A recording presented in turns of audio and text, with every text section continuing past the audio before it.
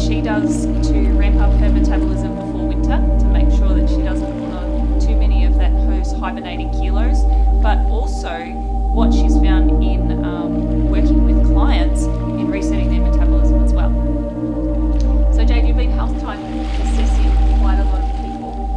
What is it about the health type assessments that caused you to want to use that with your clients? Well, when I came across the technology then the H360, I actually thought it was a load of crap. So I thought that I'm quite a skeptical person, and I thought that it was just a load of rubbish, but I did it anyway. And what I found it was like it was reading my mind. It resonated with me absolutely, and it solved a lot of questions that I had, because I always thought that was and that's what a lot of your clients have said as well when they've had their health type. especially the message types, the activators and connectors, they've gone through their lives being told to slow down, calm down, to schedule these sorts of things. And when you start to realise that that is your natural way of functioning well, you can work with it much better, and you're not trying to make something that you're not. So when you did your health type assessment, you also followed the way it suggested for you to eat. That was the first thing that I noticed, because, like most of us, when the new fancy way of eating came about, I would try it, and I remember trying to 10 cups a day, and I was just horrible. I was so grumpy. I think I actually gained weight when I did fasting. I got so stressed out, I got stress belly, like fluidy and everything. And I couldn't think properly. I was just miserable, and so to find out that a little bit more about how my digestive system works, and that I need these nutrients through the day, it's really helped me keep a nice even keel of mood, especially because I don't get as fiery or very, very angry. And so also you were, a couple of years ago, you were carrying about 11, 12 kilos more weight than you are now. Yeah, I actually attribute it to getting older, which a lot of people do. They're like, oh well, I'm nearly 40, I'm over the hill. That's just what happens. Your metabolism slows down, and all the bullshit that you've fed. I was actually buying into that, and thought, well, I used to be athletic. Those days are over now. I can never get back that again. So it was a timely introduction to this technology that I was able to turn that all around. Very cool. Now, I'm not sure if everybody knows, but you weren't just athletic, you were actually an athlete. I was an athlete, and it's interesting, if I could go back there and use this technology, I would have been much, much better.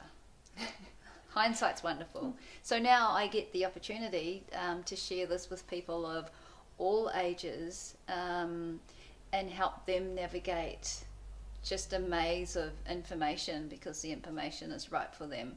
How they choose to use it, though, is up to them.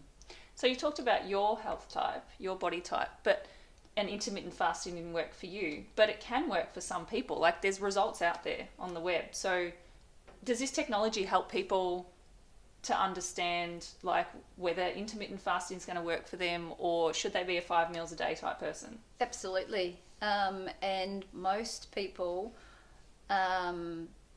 when you get down to what suits their body best, they know.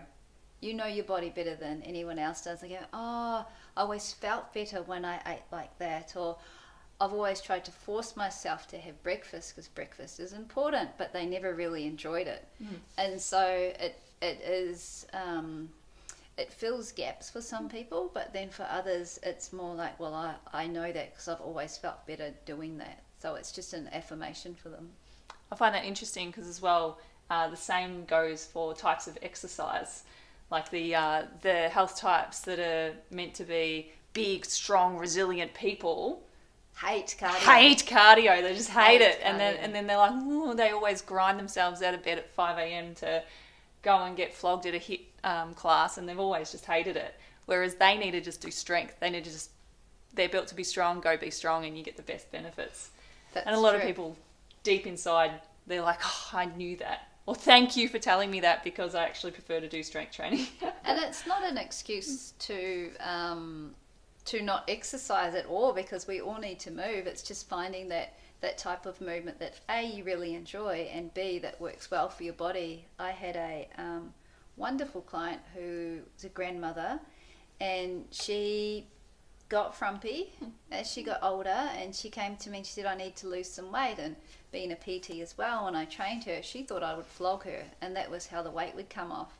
And it was very specific type of exercise for her health type, and she followed the food and she just shed tons of weight. She looked fantastic.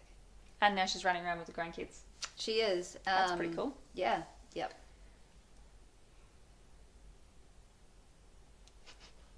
Okay, so we've got a webinar coming up on how to tell if you are healthy at all sizes, because obviously now we've talked about there's health types, which indicates that there's like people of different shapes and sizes. So we can all be healthy depending on what our shape and size is, but how do we tell if we're unhealthy at that body type? There's also certain, I suppose, mental parameters that I work with people as well. Generally, the bigger bear type people, they're not grouchy. So if you're grouchy when you shouldn't be, clearly there's something wrong. That's like a very, very basic way to look at it. So you're really passionate about mood food, right?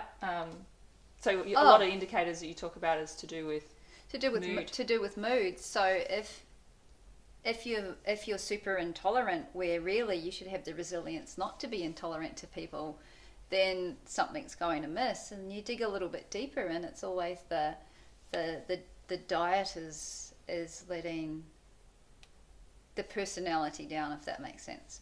And then you often see like the on the health side of things, for me in naturopathy, then we start to see the cholesterol markers are bumping up, the thyroid markers are starting to get affected, and often the hormones start getting dysregulated as well. And then there's the swelling of the hands and the puffiness, the odd aches and pains. One client in particular, we're really working on eliminating foods that cause inflammation, and I can tell within minutes of her walking into the gym that she's been eating poorly, because she's wheezing and she's hunched over, and I get her to go on the ground and she's going when she's getting on the ground, creaking and grinding. She's creaking. Yeah. And her hands start to swell up as well. So there's all these little, it's your body is talking to you, and it's giving you all of these cues. So if we're not listening to that, then we're just waiting for the doctor to come and go, you've now got diabetes. That's right. You've now got heart problems or whatever. Yeah. Or you've got these, and then you just spend your day going from appointment to appointment. And you could look back on that timeline and go, I remember when my hands used to swell up when I would eat this, but people just ignore that. Okay, so what you're telling me is that, or what we're building is in this webinar is that we have heaps of different ways that we can assess how you can assess at home before you get those GP results saying that you have X, Y, or Z wrong with you, that you've got these indicators that your body talks to you about. We're going to go into this in more depth in our webinar. So make sure you drop a comment below if you want us to send you that booking link to book in for that webinar next week, because we'll be going into all of those little assessment things that you can use on yourself as well to tell if that body fat that you're carrying is actually headed in the direction of chronic disease. But we also, a very important marker is muscle mass that a lot of people don't talk about as well. You can have more body fat and not much muscle mass as well. It's a term that we call skinny fat. But people like in the beanpole, like my side, the long, gangly, tall people who often appear lean and people think that they're healthy, but they have no muscle mass and actually have chronic disease indicators at that end of the spectrum as well. That's right. It is a fine balance between having enough muscle and enough fat, because we all need fat. And you go to the other side, way on the other side of the spectrum, when you've got people that are competing in competitions and they have no body fat, they're not exactly healthy either. So we need to find that bit in the middle. Yeah. So we're going to cover all of those little telltale signs that we use in natural medicine and in health coaching to help our clients make sure that they don't get that message from their GP that you've got to come in about your blood results. No one wants that.